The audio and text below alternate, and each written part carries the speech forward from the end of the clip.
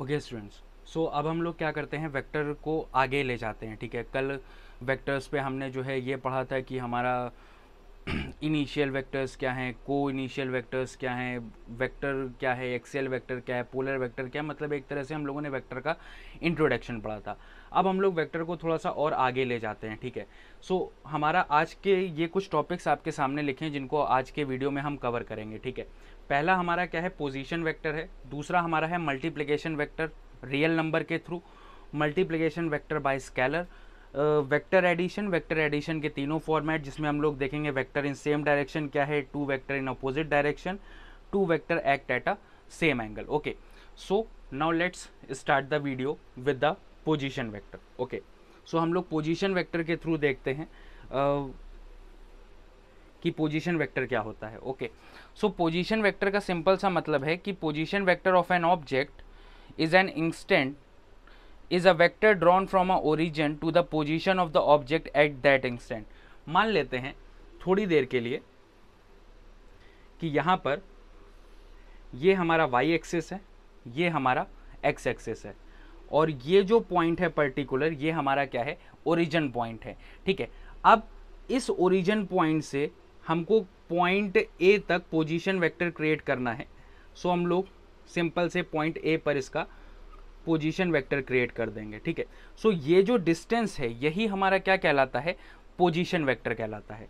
ठीक है, अब अगर इसी ओरिजिन से हम लोग एक और बी पॉइंट पे ले जाते हैं तो वो हमारा क्या कहलाएगा, पोजीशन वेक्टर कहलाएगा। और ए और बी के बीच का जो डिस्टेंस होगा उसे हम लोग क्या बोलेंगे, डिस्प्लेसमेंट वेक्टर बोलेंगे। क्या बोलेंगे, डिस्प्लेसमेंट वेक्टर। तो मैं यहाँ लिख सकता हूँ ये हमारा पोजीशन वेक्टर हो गया, ये हमारा पोजीशन वेक्टर हो गया, और ये हमारा क्या हो गया, displacement vector. Okay, so hope आपको पोजीशन वेक्टर और डिस्प्लेसमेंट वेक्टर दोनों समझ में आया होगा।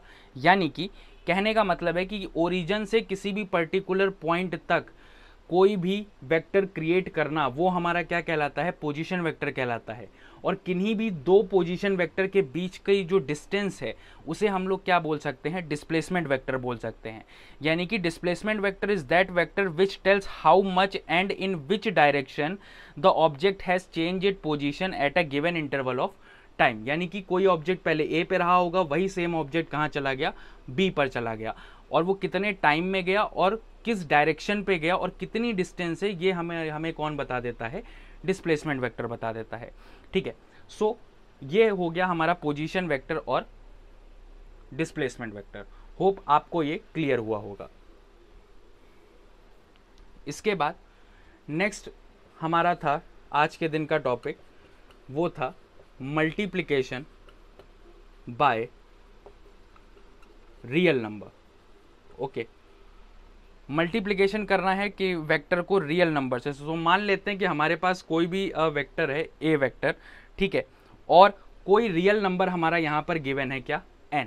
ठीक है, यानी कि ये हमारा क्या हो गया, वेक्टर, और ये हमारा क्या हो गया, रियल नंबर। और अगर हम इसको मल्टीप्लाई कर देते हैं, सो मल्टीप्लाई करने पर हमारा आंसर क्या बनेगा, na वेक्टर। ठीक है, यानी कि the multiplication of vector a by a real number n we get the na vector. Here the magnitude becomes n time of the magnitude of the given vector. यानी कहने का मतलब है पहले ये a वेक्टर था, जैसे ही इसको रियल नंबर से मल्टीप्लाई किया वो उतने टाइम्स क्या हो गया, इंक्रीज कर गया। ठीक है, its direction is same as that of the a vector. यानी कि जो डायरेक्शन हमारी a वेक्टर की होगी वही डायरेक्शन हमारी na वेक्टर की भी होगी। ठीक है, ओके, सो अभी मान लेते हैं हमारे पास ये a वेक्टर है। ठीक है, और हमने कोई भी रियल नंबर चुन लिया, जैसे मान लीजिए हमने यहाँ पे n की वैल्यू 2 रख ली। ठीक है, सो n की वैल्यू 2 रखने पर क्या होगा, अगर हमारा पॉजिटिव वेक्टर है सो वो ये हो जाएगा, दैट इज 2a वेक्टर, यानी उसका 2 गुना हो जाएगा। अगर मान लीजिए इसकी डायरेक्शन चेंज है, ठीक है, यानी कि इट डायरेक्शन इज सेम और the opposite to that of the a vector according as n is positive और नेगेटिव। अब मान लीजिए इस जगह n हमारा -2 हो गया। ठीक है, ये इसका केस हो गया, और ये यहाँ पर मान लेते हैं ये हमारा क्या है, a वेक्टर है, और ये हमारा -2 हो गया, यानी कि इसकी डायरेक्शन क्या हो गई, चेंज हो गई। सिर्फ नेगेटिव साइन या फिर रिवर्स डायरेक्शन हमारा क्या करेगा, उसकी पोजीशन को चेंज कर देगा, यानी कि उसके डायरेक्शन को चेंज कर देगा, जो कि हमारा हो जाएगा -2a वेक्टर। होप सो आपको ये बात समझ में आई होगी। अब अगर इसी ही में हम लोग मल्टीप्लिकेशन बाय रियल नंबर की बजाय हम लोग यहाँ पर क्या कर दें, मल्टीप्लिकेशन बाय स्केलर कर देते हैं, ठीक है। सो अगर हम लोग इसको मल्टीप्लिकेशन बाय स्केलर कर देते हैं, ठीक है, सो मान लेते हैं कि हमारे पास कोई स्केलर s है और कोई वेक्टर a वेक्टर गिवन है, ठीक है। जब इन दोनों का मल्टीप्लाई करेंगे हमारे पास आंसर क्या होगा, एस ए वेक्टर होगा, ठीक है। That is when a vector A is multiply by a scalar S it become a vector S A vector, ठीक है। मान लेते हैं कि जो हमारा ए वेक्टर है वो 200 न्यूटन है ड्यू टू नॉर्थ, या ड्यू नॉर्थ डायरेक्शन पे हमारा क्या है 200 न्यूटन है, और जो हमारा एस है यानी कि जो हमारी स्केलर क्वांटिटी है वो हमारा कितना है 10 सेकेंड है। तो जब ये ऐसे वेक्टर बनेगा सो वो हमारा हो जाएगा 200 इंटू 10 यानी कि 2000 newton due to east, 2000 newton second due north. Okay, east नहीं होगा, क्या होगा, नॉर्थ होगा, ठीक है, क्योंकि हमने यहाँ पर क्या लेट किया हुआ है, नॉर्थ लेट किया हुआ है।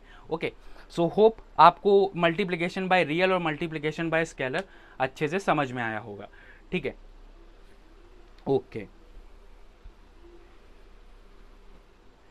इसके बाद हमारा नेक्स्ट है रिजल्टेंट वेक्टर। ओके, कि रिजल्टेंट वेक्टर क्या होता है, ठीक।